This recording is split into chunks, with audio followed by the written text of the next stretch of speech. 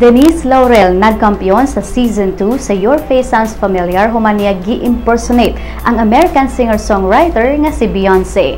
Bongga nga migawa sa stage si Denise o gi-perform ang hits ni Beyonce nga Love on Top o Crazy in Love. Si Denise nakakuha og 27.51% nga final text votes. Gisundan siya ni Michael Pangilinan isip Maroon 5 vocalist Adam Levine sa 23.87%.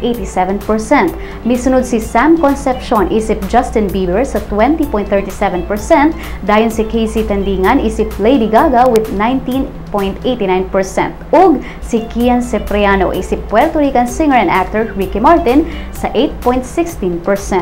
Nadaog ni Denise ang 2 million pesos nga cash prize ug lain pang 1 million pesos alang sa iyang chosen charity nga Caritas Manila. Ang grand final sa Your Face Sounds Familiar Season 2 gipahigayon sa Newport Performing Arts Theater kagabi.